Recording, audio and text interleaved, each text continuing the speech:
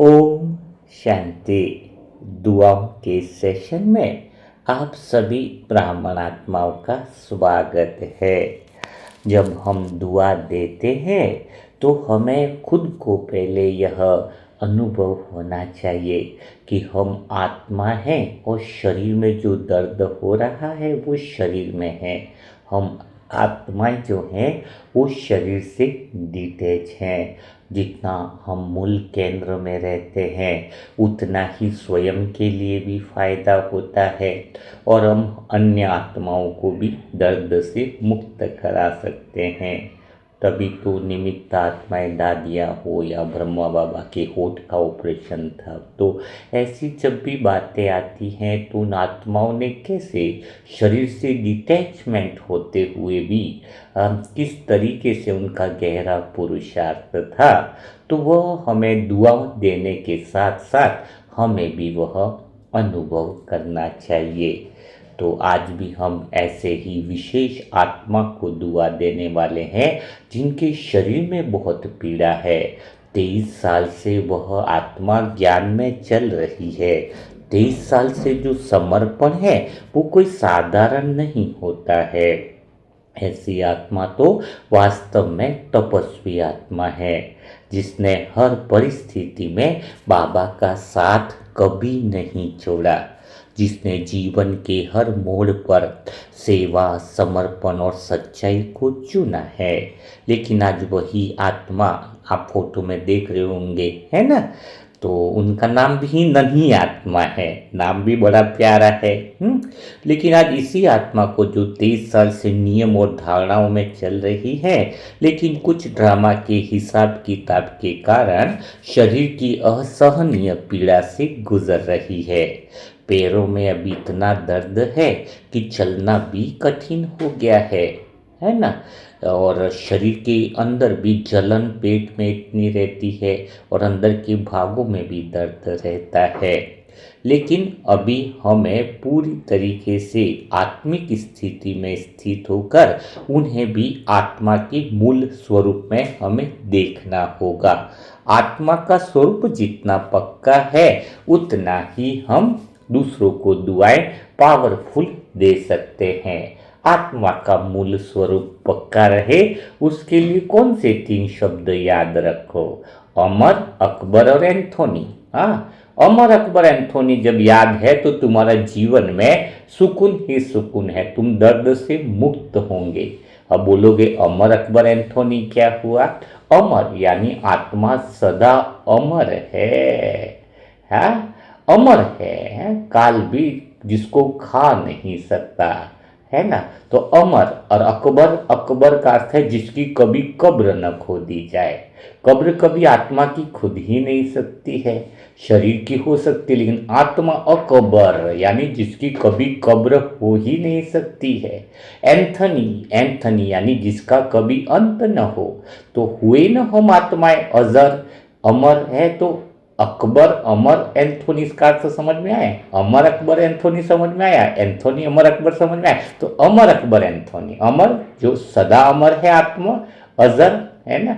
अकबर यानी जिसकी कब्र न खोदी जाए, एंथोनी जिसका अंत न हो। तो ये एक नंबर है, एक तरीका है जो हमें सदा स्मृति में रहता है कि मैं अमर हूँ, अकबर हूँ और एंथोनी हूँ, जिसका अंत न हो सके। तो हम पीड़ा से मुक्त रहते हैं। शरीर की पीड़ा का हमें पीड़ा होते हुए भी इतना असर नहीं कर पाती है। तो हम उस मूल अवस्था में रहकर, है ना, उस आत्मा के मूल केंद्र में रहकर अभी ही प्रैक्टिकल में यह जो आत्मा अभी शरीर से परेशान है उसको हम जो शिव बाबा की प्यारी आत्मा है, हम इसी समय सुनते सुनते अनुभव करते हुए हम अभी ही दुआ दे, बात का टाइम क्यों फिक्स करें?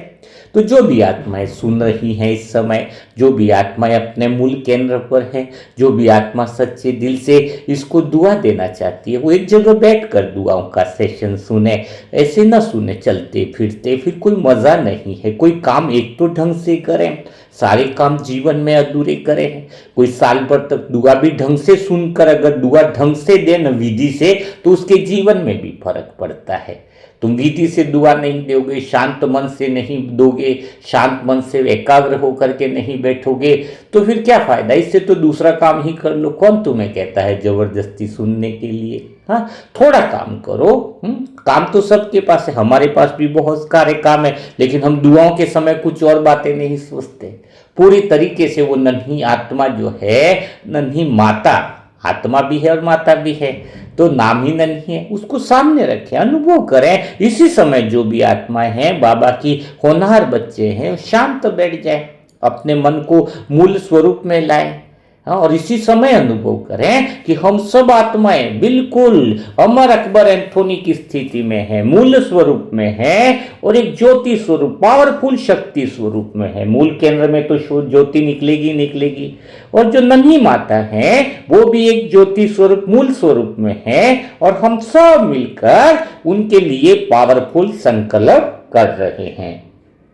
तो पावरफुल संकल्प कौन सा कर रहे हैं? नन्ही माता के लिए कि आप आत्मा बहुत पावरफुल हो और आप शरीर से डिटैच होकर मूल केंद्र से आपकी शक्तियां बहुत ज्यादा इस शरीर पर बिखेर रही है। मानो ऊर्जा का हाउस बन चुका है, एक शक्तिशाली प्रकाशमय कंपन इस समय बन चुका है, जो इस आत्मा की पावरफुल शक्तियां इनके शरीर के रोम रोम में प्रवेश कर रही है। यह प्यारी आत्मा अनंत शक्तियों के सागर में मानो समाती जा रही है। प्रेम के सागर शिव बाबा की प्रेम की लहरें अब उस आत्मा से निरंतर उनके शरीर के हर कोने में प्रवेश कर रही है। हम सब आत्माओं की शुद्ध संकल्पों की दुआएं और बाबा की शक्तिशाली दुआओं की ऊर्जाओं की किरणें धीरे धीरे नन्ही माता पर पड़ रही है। ऐसी दुआओं की शक्ति की किरणें जो एक नया इतिहास रच रही है।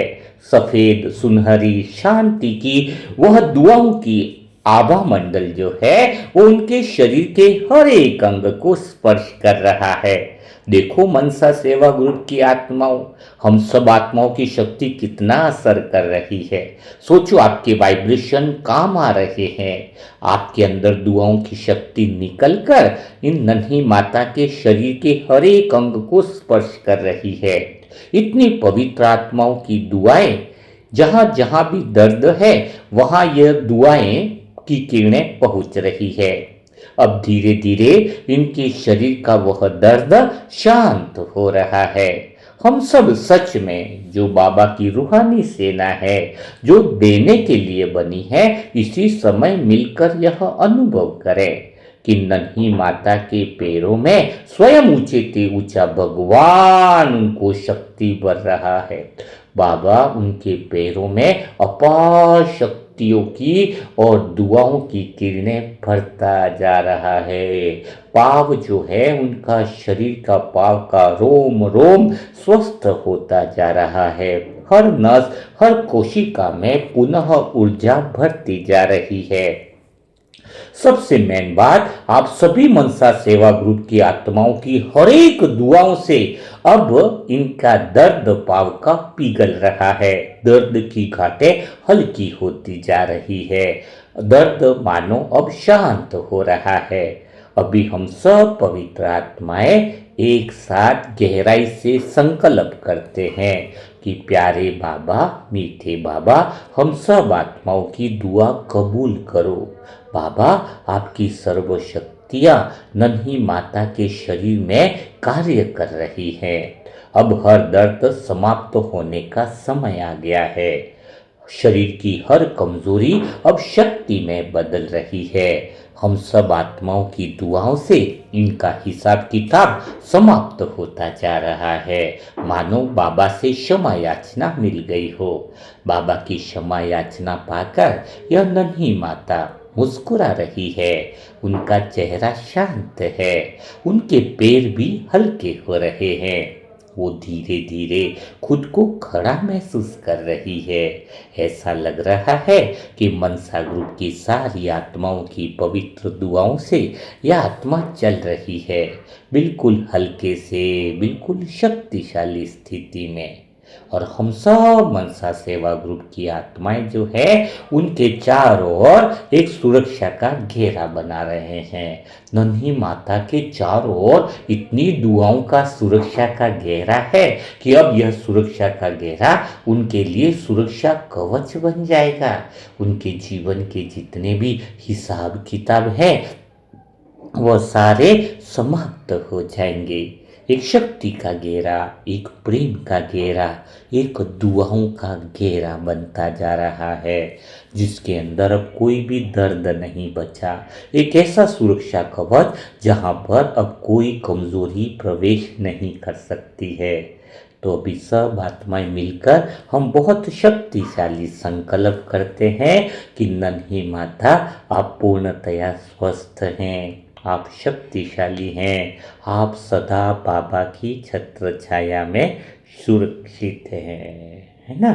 तो धीरे धीरे हम अपना ध्यान, अपनी शक्ति, अपनी दुआओं भरा जो वरदानी बाबा का हाथ है वो उनको स्पर्श कराए, जिससे वह आत्मा सदा के लिए स्वस्थ हो जाए, निरोगी हो जाए। क्योंकि इस आत्मा ने 23 साल शिव बाबा को दिए, बाबा के ज्ञान में दिए।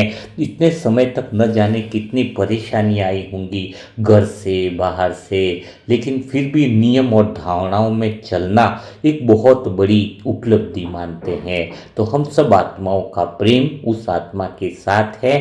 नन्ही माता अकेली नहीं है, स्वयं भगवान और हम सब की दुआएं उनके साथ हैं। तो अभी और बिना देरी किए निरंतर कमेंट बॉक्स में ढेर सारी दुआएं नन्ही माता के लिए दीजिए। देखो आज उस आत्मा के लिए अगर आप एक संकल्प भी दुआ के करते हो ना तो बहुत बड़ा हिसाब किताब उस आत्मा का पूरा होता है। देखो धन से भी दुआ नहीं मांगी जा सकती है। दुआ कैसे? दुआ किस्मत वालों को मिलती है। जिसने दुआ कमा ली उसने सब कुछ कमा लिया। वो नन्ही माता कितनी भाग्यशाली होगी। सोचो जरा, इतनी सारी आत्माओं की पवित्र दुआएं सीधी उनको मिल रही है।